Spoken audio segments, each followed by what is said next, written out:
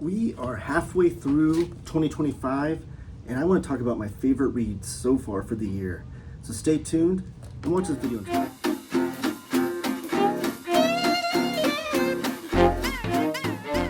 And we're back. My name is Taylor. This is Taylor Talks Comics. Thank you so much for joining me. Please give the video a thumbs up and subscribe if you haven't already, and comment down below with your thoughts throughout the duration of this video. I'd appreciate it if you chimed in with your favorites of the year so far for the first 6 months of 2025. I love having the conversation. Maybe there's something that you've read that blew you away that I need to check out. So at the end of the year, I always try to do my favorite top 10 favorite reads of the year, favorite classic reads. So try to do a couple of lists. And so I'm going to do this one a little bit differently since we're only halfway through the year, so that it's not repetitive at the end of the year when I do that video. So I've broken down these into categories. Like I have my favorite all ages title, my favorite manga, my favorite classic material collected, my favorite brand new book and brand new material. So that's how I did this a little bit differently. At the end of the year, I'll have a top 10 of various categories and things. But if you want to play along and have your own votes for these categories, I'd love that. So just comment down below with your thoughts. But up first, I'm going to call this one the book I feel like everyone should read. And that's Devil's Grin by Alex Graham. I actually have videos showing off all of these books, so I'll link them all above and below if you want to see a more full-length video on the content. And I think I'm going to try to splice up a video showing some interiors up here. But this is Devil's Grin by Alex Graham, and a longtime viewer and friend of the channel, Psycho Cleveland, sent me out the single issues of Alex Graham's Devil's Grin last year, the first 3 issues. I absolutely love the series. I was stoked to see that Fantagraphics was collecting it. So we had the first 6 issues in this book 1 here, and this just came out a couple weeks ago. And it just blew me away. It's one of those books that's going to stick with you, and you're going to want to read it and read it again to kind of pour over and figure out what's going on. But it takes place in the 70s. There's some supernatural effects going on, some surreal aspects, but it's really just the characters involved, and they're kind of anthropomorphic characters, and they're all super flawed. They all have their own issues and things, and just the read that Alex Graham has on these characters is amazing, and I can't wait to see how the story finishes, as Alex Graham is now finishing the back half of the story. That'll be collected eventually in book 2, but if you go on her Substack, you can read it digitally, or if you buy the single issues off her self-published website, if whenever it gets to that. But this is the comic book that I feel like everyone should read.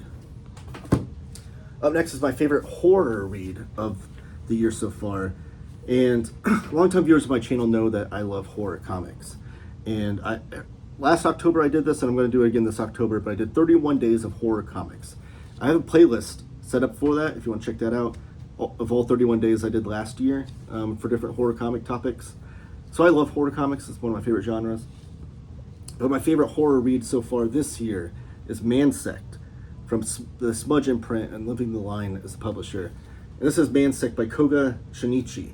And this is just full of absolute body horror and people turning into different bugs and insects and things. Like if you're into that kind of body horror aspect of things, you have to check this out. And like I said, I have a video on this book too if you want to see more of the interiors, but there's some more of the artwork there. And like I said, I'm trying to post it above, but really, really great stuff. And then for something completely different, my favorite all ages title. So I love all ages comics, and I always try to impress upon the phrasing of all ages on my channel, and that truly means all ages. I think some people see all ages and like, oh, those are kids comics, but no, these are books that can be enjoyed by kids and adults. And this one is Mickey Mouse and the Amazing Lost Ocean by Filippi and Camboni. Sorry I butchered those names, but this is a European album style format. This was released in Europe first, but now Fantagraphics has now translated it in English, and it's just absolutely amazing painted artwork. Blows you away. As you're reading every single page, you'll be poring over the artwork, looking at every little detail.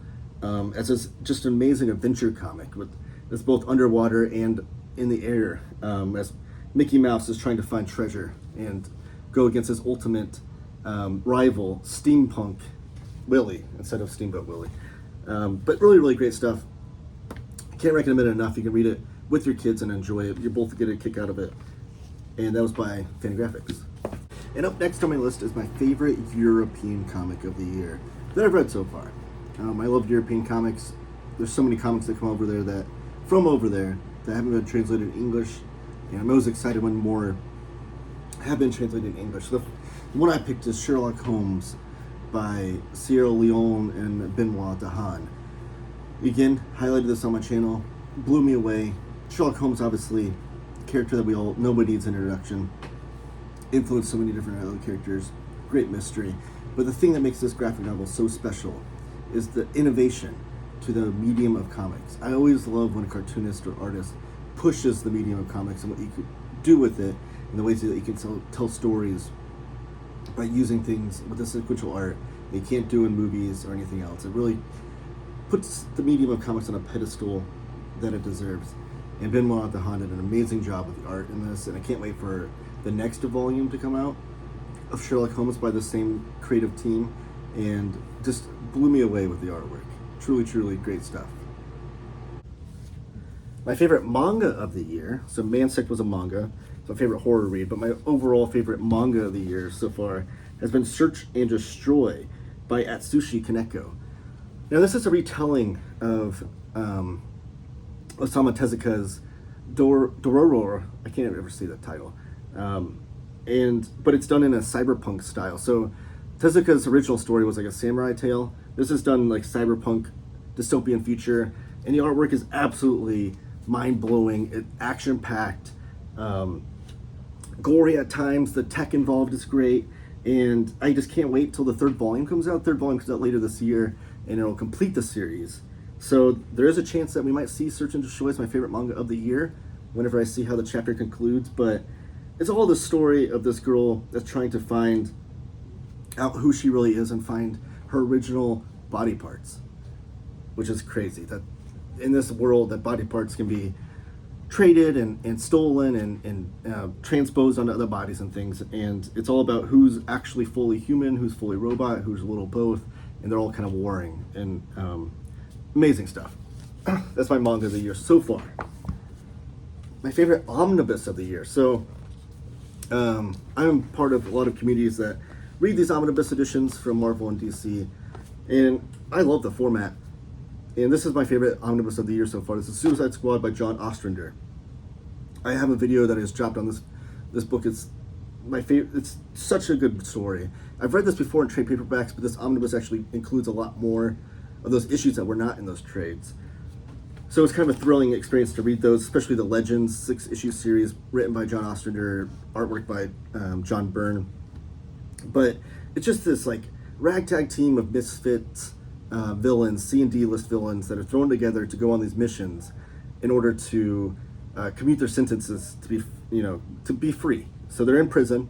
If they complete this mission, they're able to go free onto the streets. And there will be character deaths in here. There'll be character injuries, permanent injuries, limbs being blown off. There'll be going on these missions with some crosses and some double crosses and stabbing in the back. Like, it's just like all out. And it's totally different than what you expect from Marvel and DC comics, where there's not a lot of stakes involved in those characters because of the IP that they have to protect it and things, but not with this. John Ostrander had kind of free reign to work with these characters, and I absolutely had a blast reading it. Plus, there's so much packed into this omnibus with some behind-the-scenes stuff that John Ostrander wrote just last year about every single issue and thing. It just made the experience so fun. But this is really, really great omnibus. I can't recommend enough. That's my favorite omnibus of the year. The funniest book I read all year so far is Nancy Wears Hats by Ernie Bushmiller. This is collecting Ernie Bushmiller's classic daily strips of Nancy. And I've read a lot of these online. You'll see people share them online, or there'll be even social media accounts that are dedicated to sharing these daily strips. And I've read all about Ernie Bushmiller. I've read How to Read Nancy. I've read the Ernie Bushmiller story, Three Rocks, read by Bill Griffith. So I have a lot of experience with Nancy from Ernie Bushmiller without having actually read through all the strips. So this was the first collection from Fantagraphics in a paperback edition. And I hope that means they're going to do more. I'd love to have the entirety of I think it's a 40-issue run, or 40-year run that he did on Nancy. This collects 2 years worth.